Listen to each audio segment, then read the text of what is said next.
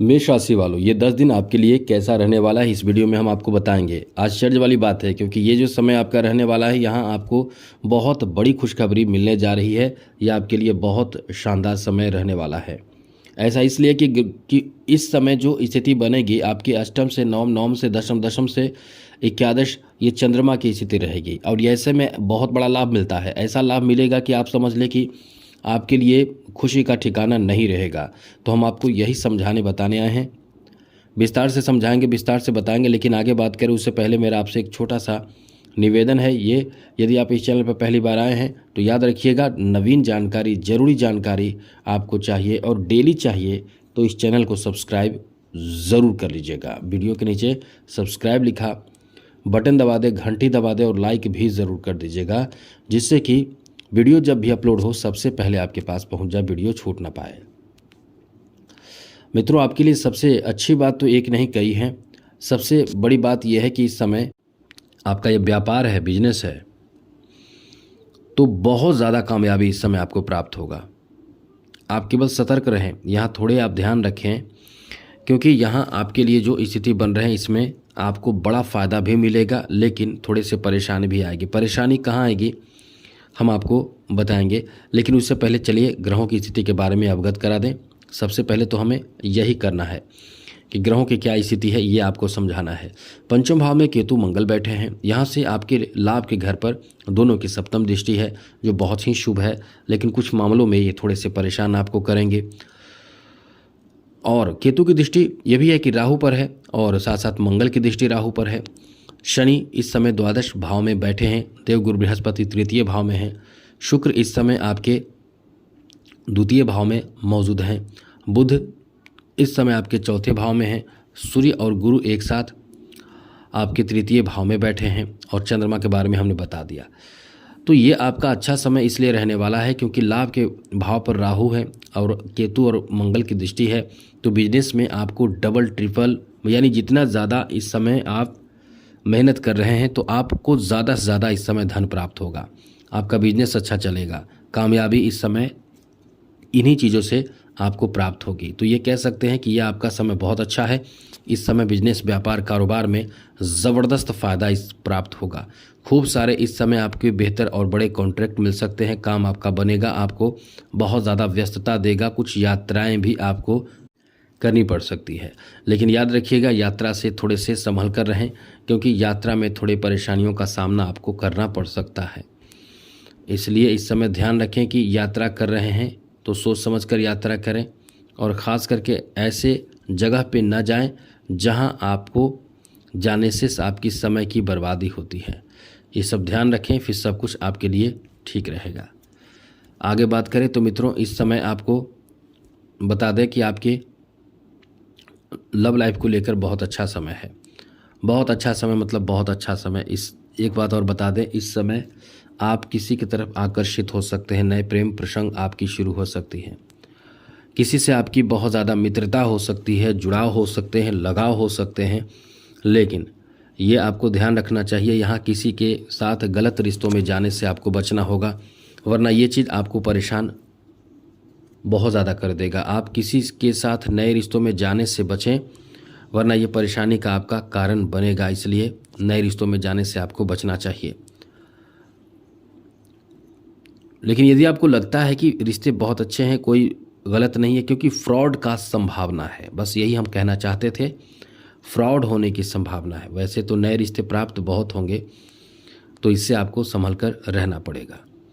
आगे बात करें तो इस समय जॉब के लिए आपको बता दें कि आपके स्थिति अच्छे हो जाएंगे। 9 जुलाई के बाद जॉब की बहुत अच्छी स्थिति बनेगी, जहां इस समय आपकी किस्मत के स्वामी ग्रह जो बहुत अनुकूल स्थिति में हो जाएंगे और इसका फ़ायदा आपको प्राप्त होगा। इसलिए आपको इस समय बहुत ज़्यादा फ़ायदा प्राप्त करना है, यानी जॉब प्राप्त करना है, तो इस समय आपको अपने लक्ष्य की तरफ ध्यान रखना पड़ेगा। बेकार की बातों में समय की बर्बादी करने से बचना होगा, क्योंकि ये समय आपको बहुत अच्छा लक्ष्य देने जा रहा है। बड़े लक्ष्य की तरफ आगे बढ़ेंगे तो लक्ष्य की प्राप्ति के योग हैं, नौकरी प्राप्ति के योग हैं।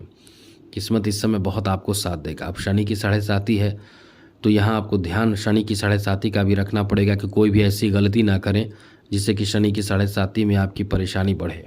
ये चीज़ ध्यान रखिएगा तो सब अच्छा रहेगा। आगे बात करें तो मित्रों, इस समय आपके पारिवारिक स्थिति को लेकर भी काफ़ी अच्छा समय है। परिवार में एक चीज़ ध्यान रखें, क्योंकि शनि की दृष्टि द्वितीय भाव पर होने से परिवार में किसी न किसी तरह का कलह विवाद, झगड़े, नाराज़गी और कोई ज़्यादा काम आपको सौंपा जा सकता है जिसमें आप चिड़चिड़ा जा सकते हैं। यानी कुछ आपको ज़्यादा काम सौंपा जाएगा तो निश्चित रूप से आप देखेंगे कि हमें दूसरा काम करना है, घर का भी काम मिल गया, तो इस तरह से चिड़चिड़ापन आ जाएगा आपके अंदर, क्रोध आएगा, तो वाणी खराब होगा। तो यहाँ यही ध्यान रखना है कि आपके वाणी को खराब नहीं होने देना है, क्योंकि इससे आप परेशान बहुत ज़्यादा हो जाएंगे। और दूसरी ज़रूरी बात कि शनि द्वादश भाव में बैठे हैं, एकदम से आपको याद रखना चाहिए बहुत ज़्यादा खर्चीला समय रहेगा। खर्च से आपको बचना होगा, वरना ये खर्च आपको बहुत ज़्यादा टेंशन तनाव दे सकता है। इसलिए फालतू के खर्चों से आपको एकदम से बचना चाहिए, ये बात याद रखें ज़रूर। और जैसा कि चंद्रमा आपके अष्टम भाव में आ जाएंगे, अष्टम से 9 में रहेंगे, तो शुरुआती समय तो आपके लिए अचानक कुछ बड़ा काम बन सकता है।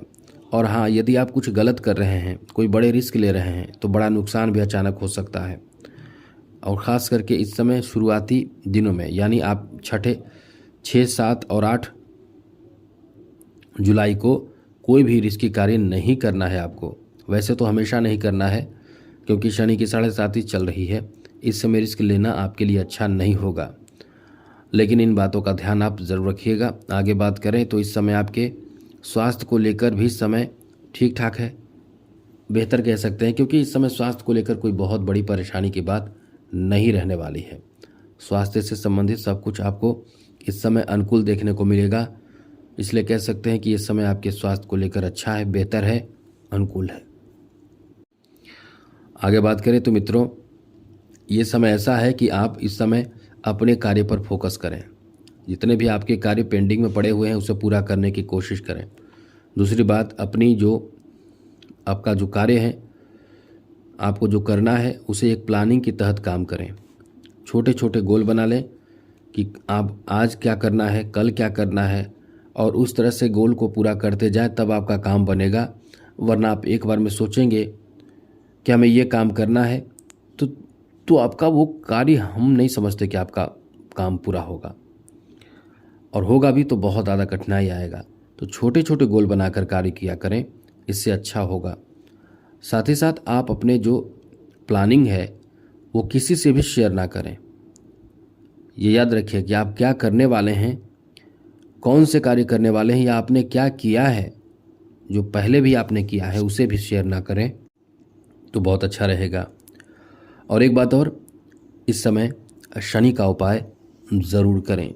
आने वाले समय में सावन का महीना है, एक बार रुद्राभिषेक जरूर करवाइएगा अपने घर में करा सके तो ठीक, वरना आप बाहर भी करा सकते हैं, जैसे किसी मंदिर में, शिव मंदिर में।